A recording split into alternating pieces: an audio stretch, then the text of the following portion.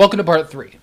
So Tommy Lee Jones goes to see Llewellyn's wife, who I guess is a character now, why not, and warns her that the people who were after Llewellyn will not stop until they kill him, which we already know. You know Charlie Walzer's got that place out east of Sanderson? Well, you know how they used to slaughter bees, hit them right there with a maul, truss them up, and slit their throats? Here old Charlie's got one all trussed up, all set to drain him, and the beef comes to, starts thrashing around.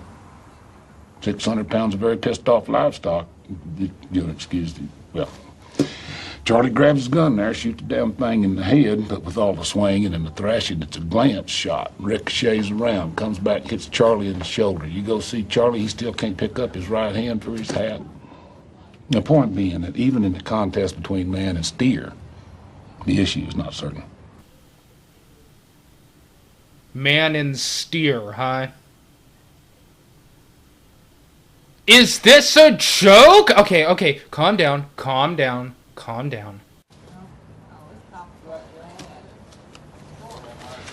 When Llewellyn calls, just tell him I can make him safe.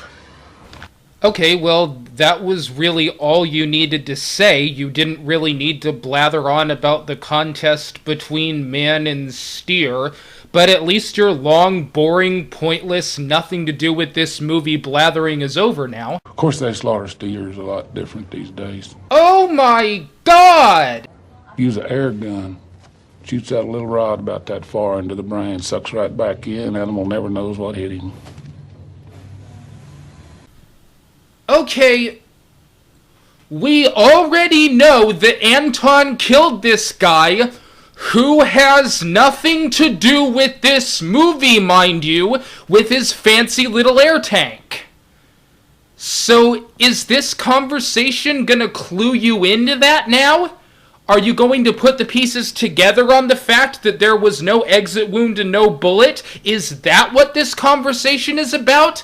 Is there any reason in the fucking universe why we needed to watch that scene? Why are you telling me that, Sheriff? I don't know. My mind wanders. So does this movie!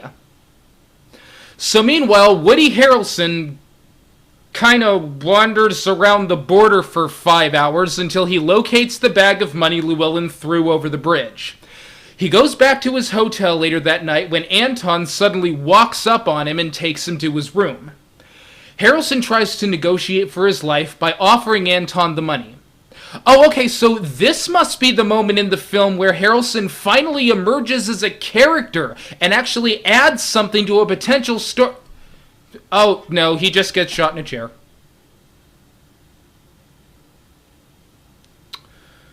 Lucky thing we brought him into the story for that.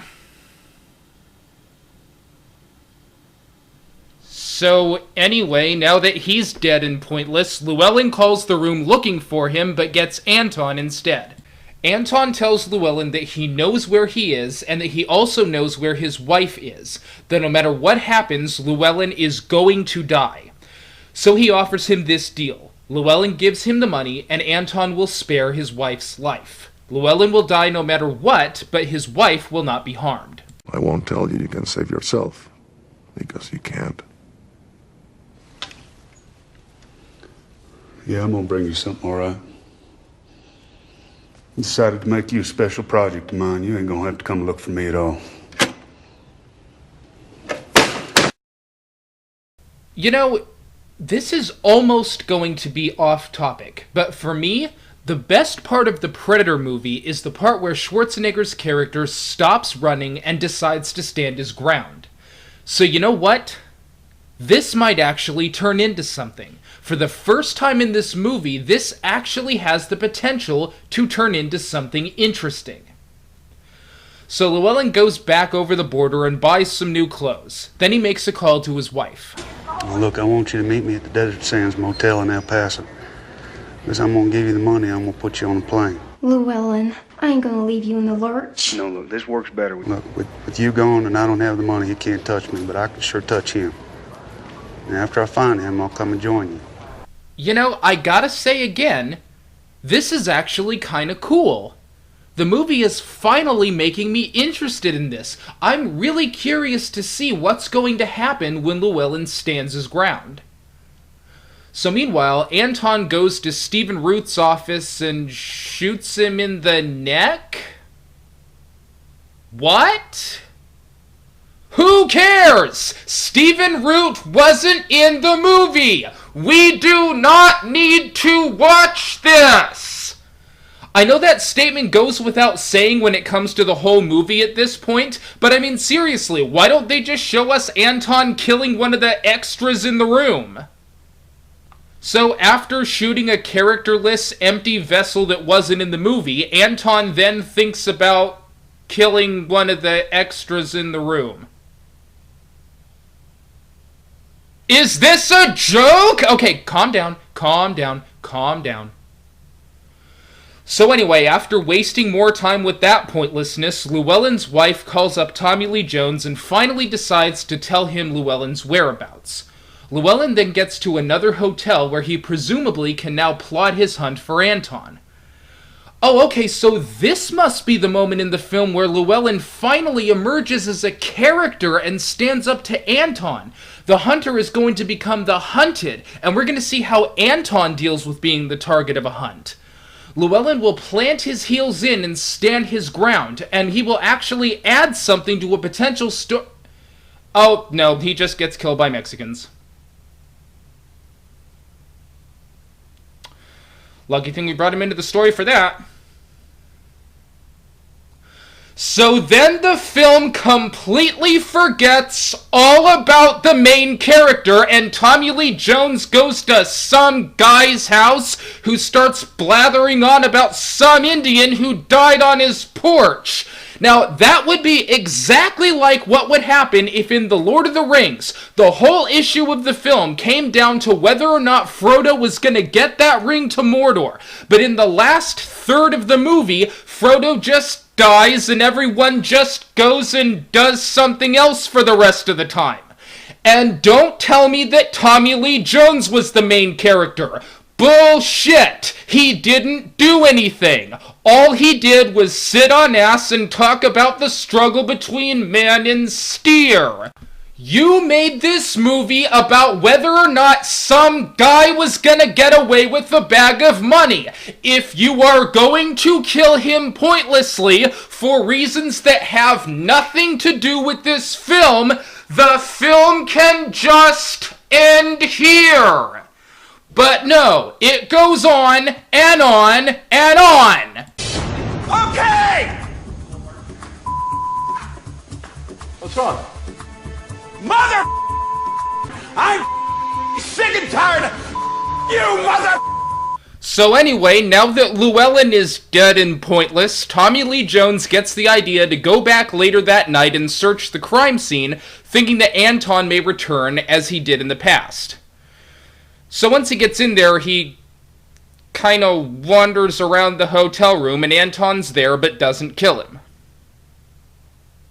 So he kind of wanders around the hotel room, and Anton's there and doesn't kill him.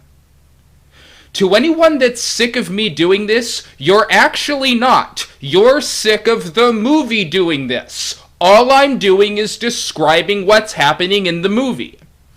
Okay, no problem, I'll go ahead and skip it this time. Which is what the audience should have done. Just skip it. So anyway, after bumbling around aimlessly in a hotel room, Jones goes to some guy's house who, as I previously stated, blathers on about some Indian that died on his porch. Okay, well, that was a while back, even further than Jones's experience, so I guess things were never what they used to be. So anyway, after wasting more time with that pointlessness, we cut to Llewellyn's wife, who goes home to find Anton there. Wait, what? What? Who gives a shit if this woman dies? She wasn't even in the movie. We do not need to watch this. And the annoying thing is that the movie tries to make whether or not she died some kind of cerebral mystery in the end. No one cares if this blank, empty vessel that wasn't in the movie dies. So anyway, after wasting more time with that pointlessness, Anton drives away when he suddenly gets in a random fucking car accident, gets a shirt from a kid, and walks away. Then Gary Busey shows up and a plane falls out of the sky and lands on Doug Walker's face. Jodie Sweetin starts dancing to Love Shack. Or just pick any random thing off the top of your head and replace that ending with yours. If we are going to be random and pointless, why not? So anyway, after wasting more time with that pointlessness, even though the movie actually ended 20 minutes ago, Tommy Lee Jones sits on ass at home and talks to his wife about a dream he had that night. When he rode past, I seen he was carrying fire in a horn, the way people used to do, and I could see the horn from the light inside of it, about the color of the moon. And in the dream, I knew that he was going on ahead. And he's fixing to make a fire somewhere out there, and all that dark, and all that cold. And I knew that whenever I got there, he'd be there.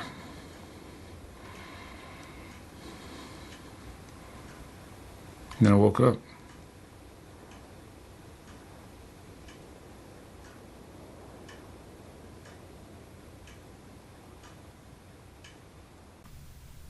Okay, well, that was really random and pointless and had nothing to do with the That's it!